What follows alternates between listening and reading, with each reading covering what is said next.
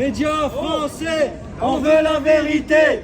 Médias français, on veut la vérité. Médias français, on veut la vérité. Médias français, on veut la vérité. Médias français, on veut la vérité. Médias français, on veut la vérité.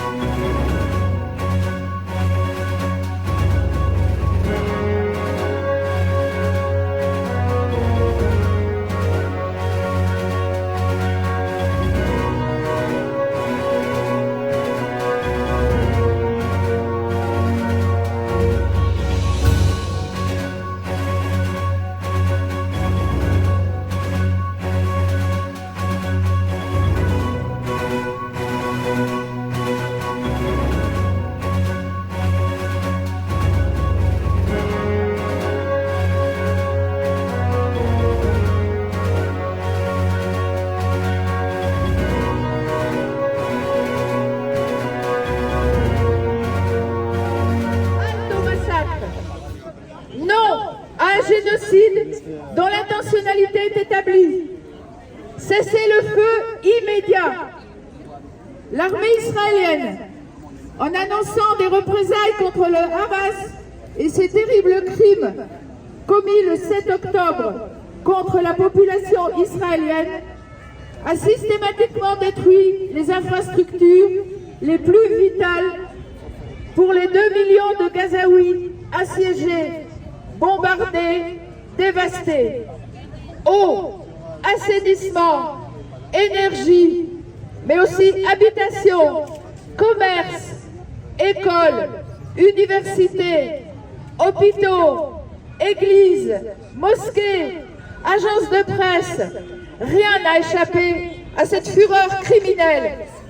Pas même le centre culturel français, ni les structures onusiennes mises en place pour les réfugiés. Même les cimetières sont profanés, voire détruits. Israël, les sanctions contre Israël, les sanctions contre Israël, les sanctions contre Israël, les sanctions contre Israël, les sanctions contre Israël, les sanctions contre Israël, les sanctions contre Israël, les sanctions contre Israël. Les sanctions contre Israël, les sanctions contre Israël, les sanctions contre Israël. Ça fait 5 mois, 163 jours très précisément, qu'Israël a déclenché une guerre, une punition collective contre la population de Gaza. Opération qui s'est transformée en génocide avéré et assumé par les principaux dirigeants israéliens. En témoignent les nombreuses déclarations officielles et publiques à cet effet.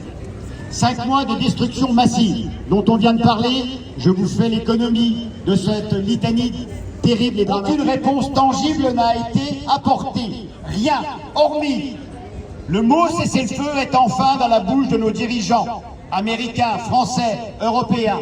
Hormis le largage de vivres, largement médiatisé, comme si on jette de la nourriture à des chiens, ce n'est pas moi qui le dis, ce sont les médias. Sur place, à peu près sur place, qu'ils le disent.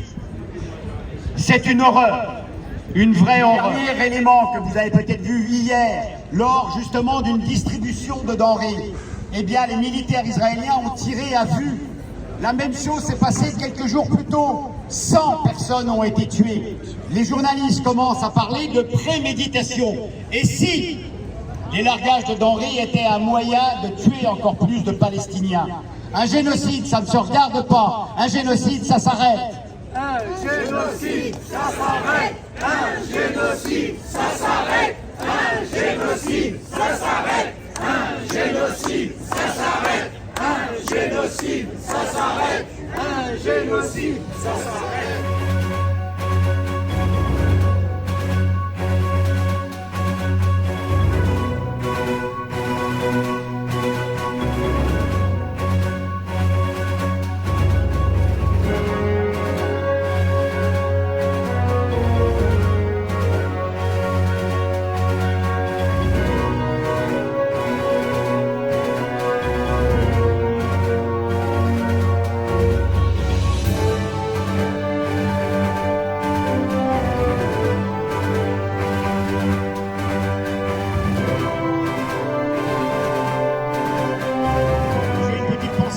ami que j'ai eu ce matin au téléphone, que quelques-uns d'entre vous connaissent, il s'appelle Yad Alastal.